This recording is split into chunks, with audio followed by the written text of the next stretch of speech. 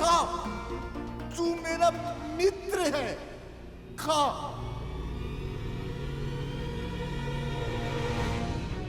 बाबा, मैं आपके लिए मांसाहार का प्रबंध कर दूंगी, पर अभी कुछ तो खा लीजिए।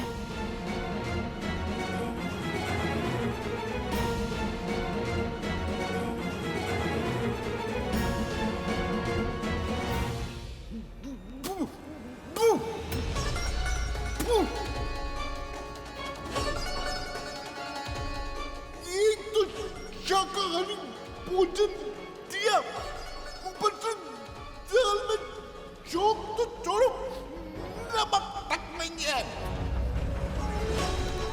तू वो देख, मेरा स्वान भी तेरा भोजन नहीं खा रहा है। ले जा यहां से, जा लेके जा इसे।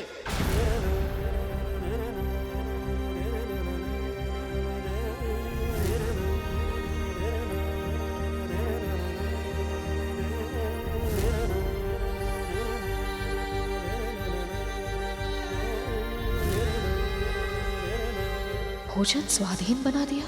इतनी बड़ी भूल कैसे हो गई मुझसे?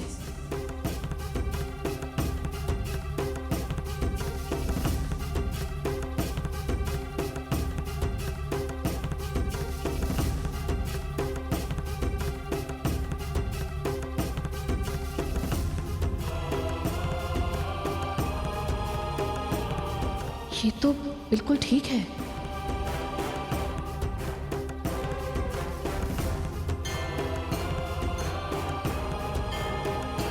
बाबा को मुझसे इतनी घृणा क्यों है? इन्हें प्रसन्न करने के लिए और क्या करूं मैं? विंता माँ की समस्या तो और भी अधिक गंभीर हो गई है प्रभु।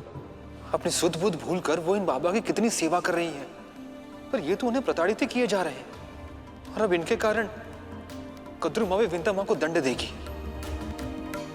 मुझे तो ये समझ नहीं आ रहा कि विंता माँ इन्हें सह क्यों रही है। उन्होंने इतनी सहायता की इनकी, पर ये तो कृतज्ञ भी नहीं है। ये कृतज्ञ नहीं, इसका अर्थ ये तो नहीं कि किसी को भी इनकी सहायता नहीं करनी चाहिए। देवी विंता अपने पुत्र को परोपकार के संस्कार दे रही हैं, तो उन संस्कारों के मार्ग पर उन्हें स्वयं भी तो चलना होगा। धर्म का पालन अपनी सुविधा अनुरूप नहीं किया जा सकता शेष। धर्म का नियम सबके लिए समान होता है गरुड़। यदि स्वयं भगवान इन नियमों का पालन नहीं करेंगे तो संसार से उनके पालन की आशा कैसे कर सकते हैं?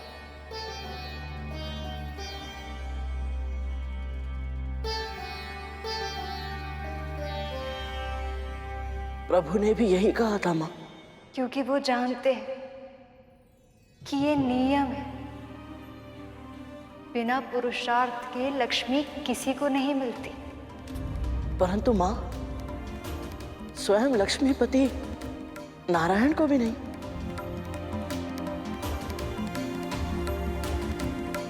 सबको लगता है कि मैं नारायण के पांव दबाती हूँ, उनकी सेवा करती हूँ, लेकिन ये कोई नहीं जानता कि मुझे सदैव अपने साथ रखने के लिए वे कितने पुरुषार्थ करते हैं। और अब भी उन्हें वही करना होगा। वो चेष्टा कर रहे हैं मां। समुद्र मंथन की घोषणा कर चुके हैं प्रभु।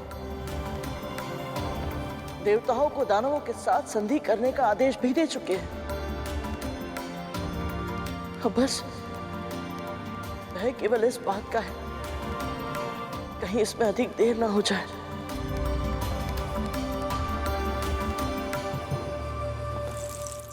सत्य कह रहे हो तुम दोनों? हाँ माँ, हमने अपनी आंखों से देखा। गरुड़ के पंख से बने आसन पर बैठा था वो। माँ, बुड्ढा है तो बहुत ही दुर्बल और दुर्गंध से एकदम भरपूर। पर विमाता विंता को बहुत यातनाएं दे रहा है।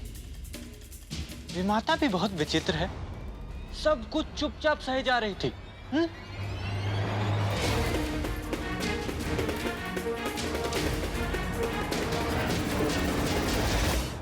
ऐसा कौन सा अतिथि है वो जिसके बारे में विंता ने मुझसे आज्ञा भी नहीं ली और सत्य भी छुपा लिया? क्षीर सागर का मंथन, ये कैसे संभव महर्षि? इतने विशाल सागर को मथने के लिए मथनी कहां से आएगी? और ऐसी रस्सी कहां से मिलेगी जो उस मथनी को बांध सके? इन प्रश्नों के उत्तर तो हमारे पास भी नहीं है। अभी प्रभु विष्णु ने केवल इतना आदेश दिया है कि हम सब यहां मिलकर संधि वार्ता करें। आप सब असुर और हम देवता मिलकर अन्य प्रजातियों को इकट्ठा करें।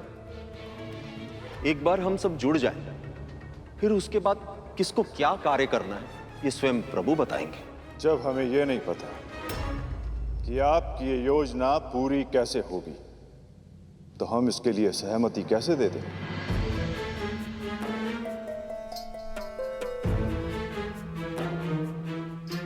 महाराज बलि, यदि आपकी इच्छा हो तो मैं अपनी तपस्या से स्वर्ग का वैभव पुनः प्रकट कर सकता हूं,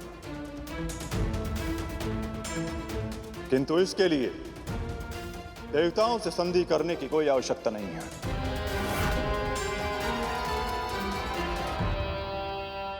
क्षीर सागर बहुत गहरा है गुरुदेव,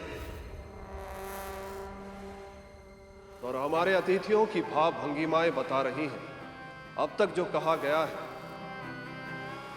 उससे कहीं अधिक गहरा है इनका यहां आने का उद्देश्य।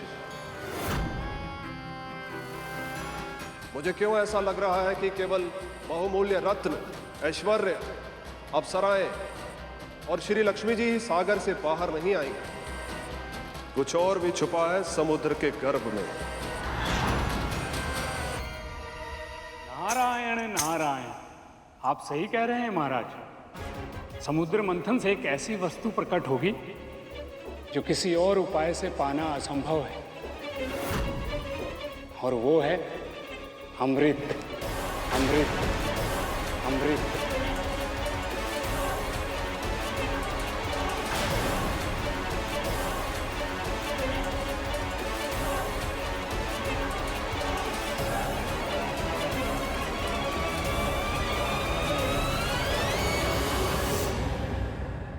प्रभु, अब तो मुनिवर ने अमृत का लोभ भी दे दिया है। अब तो असुरों को मंथन करना ही पड़ेगा। अमृत का लोभ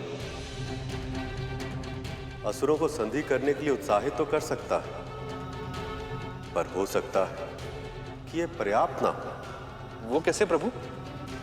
यदि एक बार असुरों ने समुद्र मंथन के इस विराट कार्य में भाग लेने का वचन दे दिया, तो इस कार्य में कितनी भी कठिनाइयां क्यों ना आ जाएं, वे अपने वचन पर अंत तक दृढ़ रहेंगे। क्योंकि यदि ये मंथन बीच में रुक गया तो प्रलय भी आ सकती है, फिर देवी लक्ष्मी कभी लौटकर वापस नहीं आएंगी, सृष्टि का संतुलन पूरी तरह से बिगड़ जाएगा। और यदि ऐसा हुआ तो सब नष्ट हो जाएगा, सब।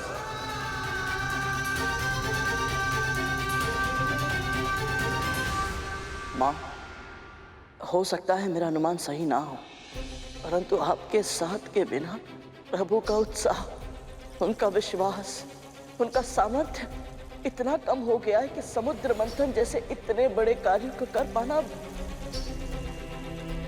अब जाने संभव हो पाएगा या नहीं।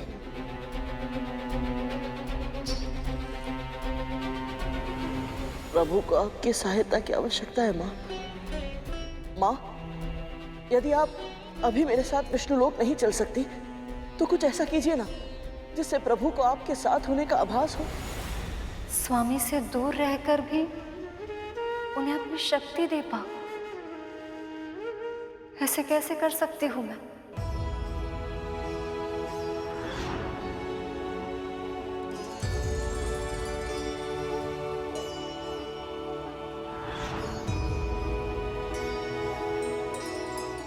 मेरी माँ मेरे तन से गिरे पंखों को सहज कर रखती है और मेरी अनुपस्थिति में उन्हें अपने हृदय से लगा लेती है ताकि उन्हें मेरे निकट होने का आभास हो। माँ, आपके पास भी कुछ ना कुछ अवश्य ही ऐसा होगा जिसे छूकर प्रभु को आपके निकट होने का अनुभव हो।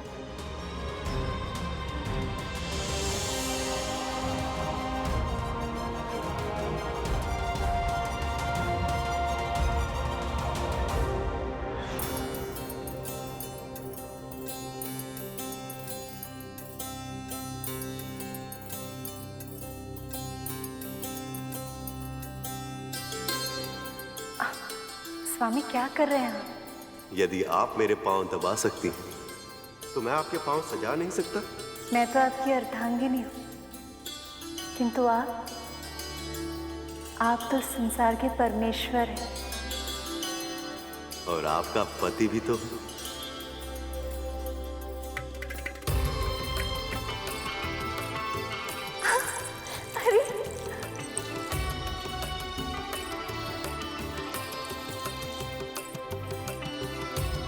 आपका नूपुर तो मेरा शत्रु ही बन गया है, मेरे आते की रचना ही बिगाड़ दी।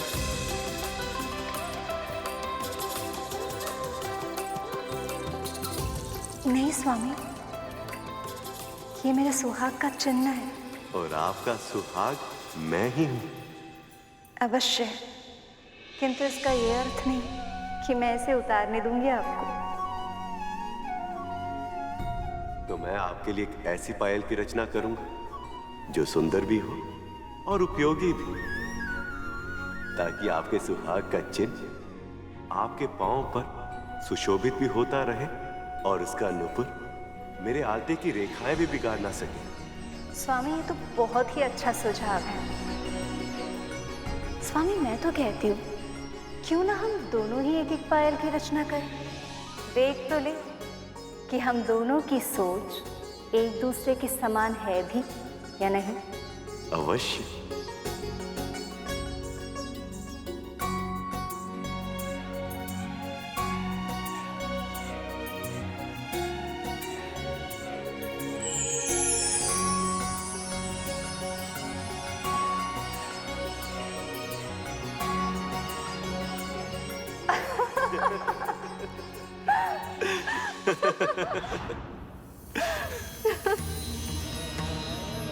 क्या हुआ माँ? कुछ नहीं, बस ऐसे ही अतीत के हास परिहास की कई बातें पहले आंखों में अश्रु ले आती और फिर मुख में मुस्कुराहट।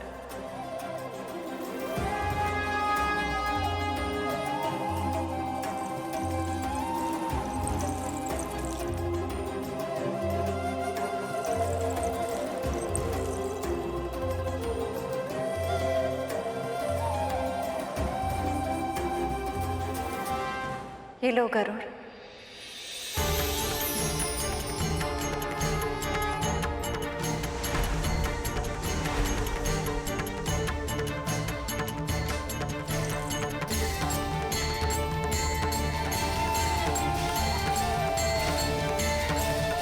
जब मैं इसे लेकर प्रभु के पास पहुंचूंगा तो वो कितने प्रसन्न हो जाएंगे।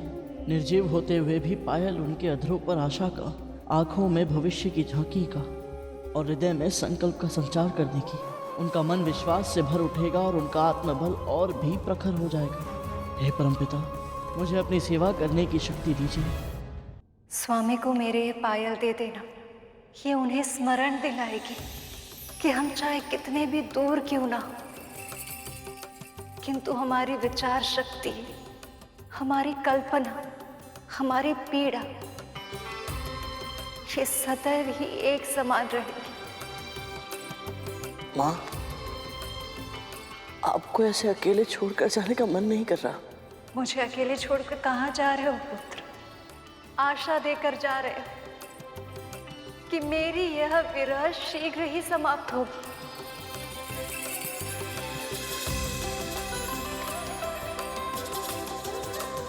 आज्ञा दीजिए माँ।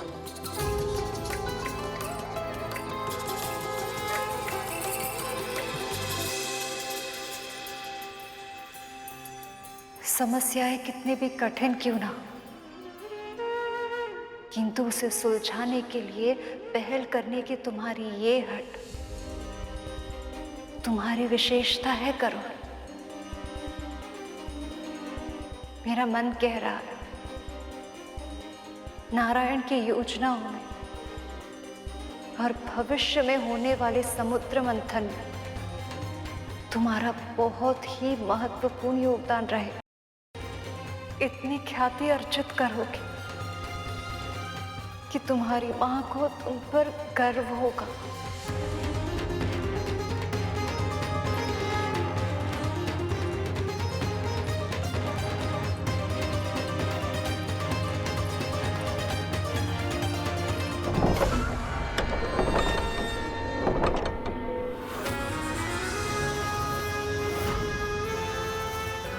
इतना तो साहस।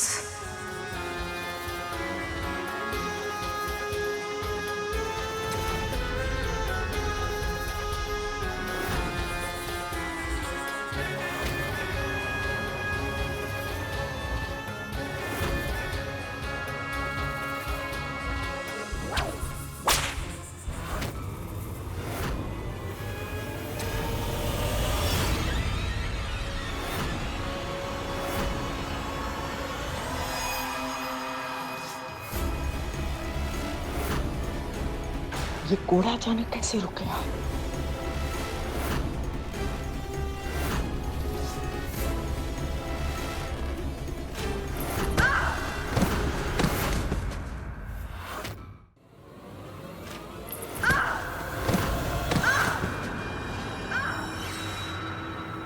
ये ध्वनि कैसी थी?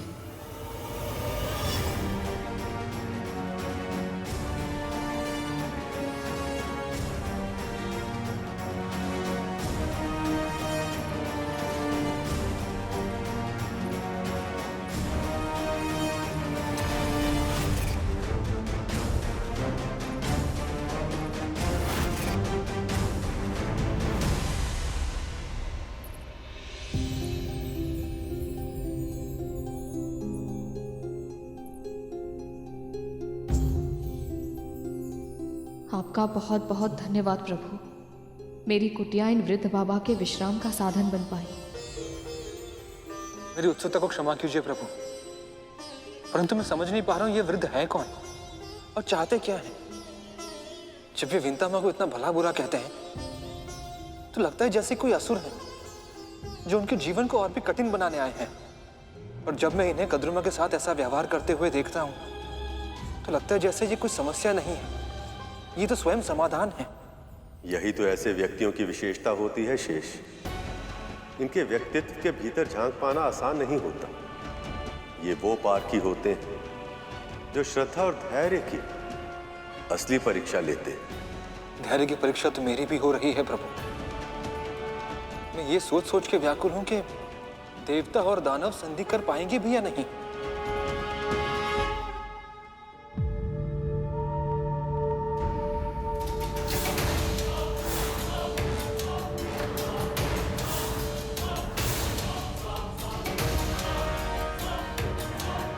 अमृत का लोभ इन असुरों की आंखों में स्पष्ट रूप से दिखाई दे रहा है देवराज इंद्र। अब ये असुर अवश्य ही सहमत हो जाएंगे।